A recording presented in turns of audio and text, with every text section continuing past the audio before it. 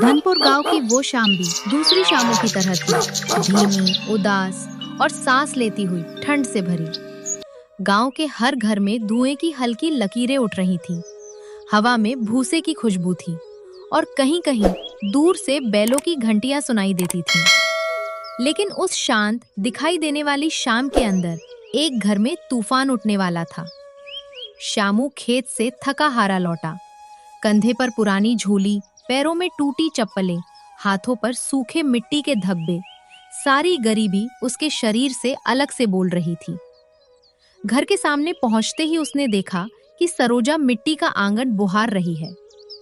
सरोजा, उसकी आवाज में झिझक, डर और बेबसी थी।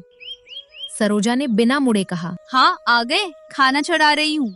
श्यामू के होंठ सूख रहे थे। वो समझ नहीं पा रहा था कि बात कैसे शुरू करे।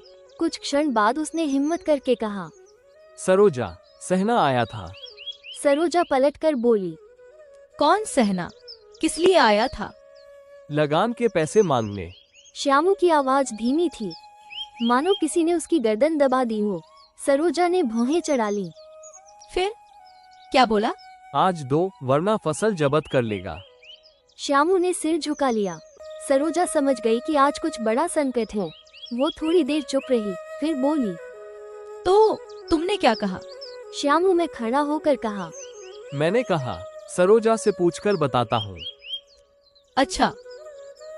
सरोजा ने मुश्किल से हंसने की कोशिश की, पर उसकी आंखें गुस्से से भर गईं। और तुम मेरे पास क्यों आए?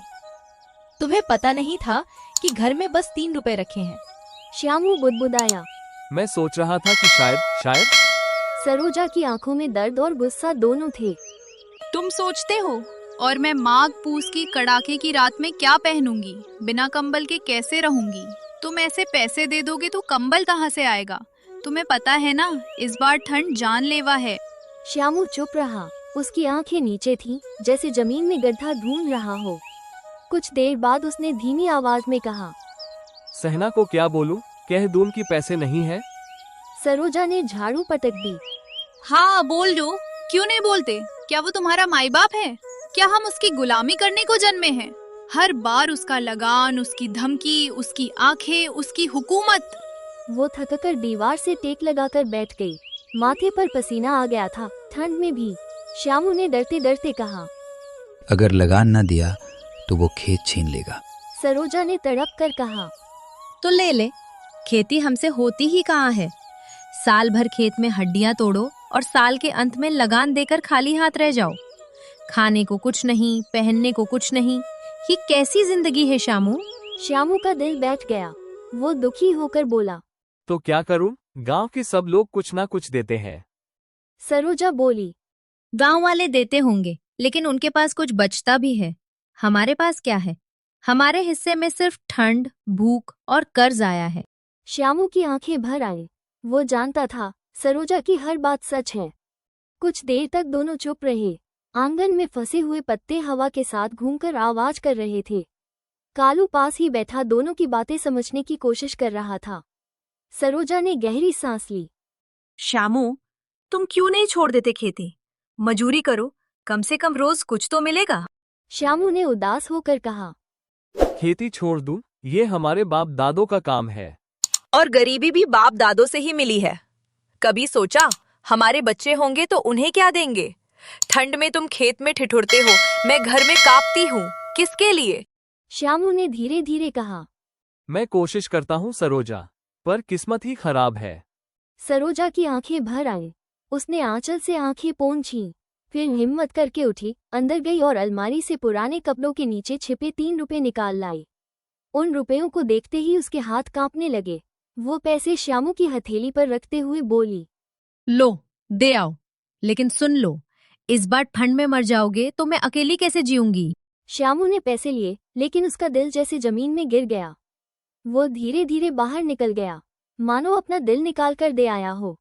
रात पूरी तरह उतर चुकी थी। ठंड इतनी थी कि जैसे हवा भी जमकर गिर रही हो। श्यामू अपने खेत के किनारे ऊख के सूखे पत्तों की छतरी के नीचे बांस की खटिया पर पड़ा कांप रहा था। उसके पास केवल एक पुरानी, फटी सी चादर थी, जो हवा के छोटे से झोंके में भी छिद्रों से ठंड को अंदर आने देती थी। खटिया के नीचे उसका साथी कालू पेट में मुंह छुपाए कूं कूं कर रहा था। श्यामू ने कहा। क्यों रे कालू, जाड़ा लगता है? कालू ने कान हिलाए और कराहने की आवाज निकाली। श्यामू बोला। घर में पुआल पर लेटे रहते थे अच्छा था, लेकिन तू तो मेरे पीछे पीछे ही चलता है। कालू ने अपना सिर उसकी घुटनों पर रखा। श्यामू ने उसके पीठ पर हाथ फेरा। कुत्ते की गर्मी में उसे थोड़ी राहत मिली, लेकिन हवा की बर्फीली तेजी ने दोनों को रात भर जगाए रखा। आकाश में तारे भी ठंड से कांपते लग रहे थे। रात के गहरे पहर में एक तेज हवा का झोंका आया।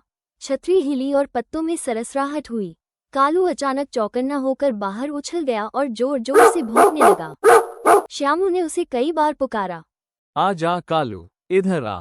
लेकिन कुत्ते की चेतना कहीं और लगी थी।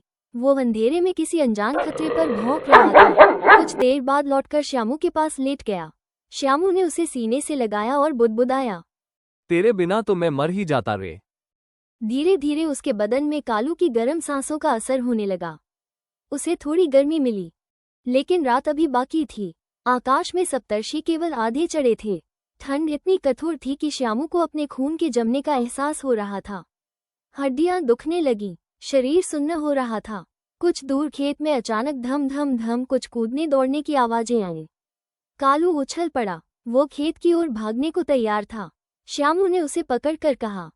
नहीं रे, मत जा, बहुत ठंड है। लेकिन जानवरों की आवाजें बढ़ रही थीं। नीगों का झुंड खेत में घुस चुका था। फसल उजड़ रही थी। साल भर की मेहनत मिट रही थी।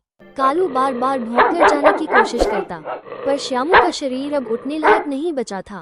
वो हिम्मत करके 2 कदम चला, पर हवा का बर्फीला झोंका उसके सीने में ऐसे चुभा जैसे कोई भाले से वार कर रहा हो। वो वापस बैठ गया। उसकी आंखों से आंसू निकल आए। वो कांपती आवाज में बोला। मैं नहीं जा सकता, जान दे दूंगा, पर खेत न बचा पाऊंगा। कालू उसकी गोद में सिर रखकर कराहने लगा। श्यामू फूट फूट कर रो पड़ा। कुछ देर बाद उसने निश्चय किया कि पत्तियां बटोरकर अलाव जलाया जाए, शायद थोड़ी गर्मी मिले। वो मुश्किल से उठा। अरहर के खेत में जाकर उसने झाड़ू की तरह पत्तियां इकट्ठी की। हाथ सुन्न पड़ रहे थे। नंगे पैर जमीन पर चलना जैसे आग पर चलने जैसा लग रहा था। सुलगा हुआ उपला लेकर वो बगीचे की ओर बढ़ा। कालू उसके आगे आगे चल रहा था। कुछ देर में अलाव जल गया। आग की लपटें अंधेरे में ऊपर उठने लगीं। आसपास का अंधेरा लाल होने लगा। उसने दोनों हाथ आग की ओर फैलाए और राहत की एक गहरी सांस ली। गर्म हवाओं ने उसके चेहरे के दर्द को थोड़ा कम किया। वो बोला। क्यों कालू, अब ठंड नहीं लग रही? कालू ने पूंछ हिलाकर जवाब दिया। अब तो कुछ नहीं, श्यामू ने हंसते हुए कहा। पहले ही यह उपाय सूझ जाता तो ऐसे न कांपते। अलाव की गर्मी में उसका मन थोड़ा हल्का हुआ, लेकिन ये राहत थोड़ी देर की थी। जल्दी ही पत्तियां जलकर खत्म हो गईं। आग कम होने लगी। अंधेरा फिर फैलने लगा। ठंड फिर चुभने लगी। श्यामू ने राख को कुरेदा और फिर गर्म राख के पास बैठकर हल्का फुल्का गुनगुनाने लगा, मानो खुद को दिलासा दे रहा हो। सुबह जब सूरज निकला तो वो भी ठंडा दिखाई दे रहा था। श्यामू जमीन पर पड़ा कांप रहा था। कालू उसके सीने से लगा बैठा था, मानो रात भर पहरा देता रहा हो। मुश्किल से श्यामू घर पहुंचा। सरोजा ने उसे देखकर तड़प कर कहा। क्या हुआ? तुम्हारा चेहरा नीला क्यों पड़ रहा है? ऐसे कांप क्यों रहे हो? श्यामू ने टूटी आवाज में कहा। पूरी रात ठंड में शरीर कांपता रहा और खेत में नीलगाय घुस गईं। सरोजा ने डरते हुए पूछा। सारा खेत? श्यामू की आंखें भर आईं। वो बोला। सब खत्म हो गया सरोजा। सरोजा बैठ गई। आंखों में आंसू भर आए। वो कुछ बोल ही न सकी। कुछ क्षण बाद उसने कहा। अब क्या होगा? श्यामू ने खाली सी मुस्कान दी। अब मजूरी ही करनी पड़ेगी। खेती ने हमें कुछ नहीं दिया, बस ठंड, भूख और नुकसान। सरोजा रो पड़ी। मैंने पहले ही कहा था, मजूरी करो, कम से कम एक रोटी तो मिलेगी। श्यामू ने धीरे से उसका हाथ पकड़ा। सही कहती हो, अब की से खेती छोड़ दूंगा। कालू उनके पास आकर बैठ गया, मानो कह रहा हो। मैं हूं ना, दुख में भी, ठंड में भी, भूख में भी। उस दिन पति पत्नी दोनों एक दूसरे को देखकर बहुत देर तक रोते रहे। उनके आंसू सिर्फ दुख के नहीं थे, वे उन सपनों के थे जो हर साल की तरह इस साल भी टूट गए थे। श्यामू बोला। सरोजा, तुम मेरे साथ हो, बस यही काफी है। हम मजदूरी करेंगे। दिन में मजदूरी, रात में चैन। कम से कम ठंड में मरेंगे तो नहीं। सरोजा ने आंसू पोंछते हुए कहा। हाँ, अब हम अपनी जिंदगी खुद बनाएंगे, किसी सहना की धमकियों पर नहीं चलेंगे।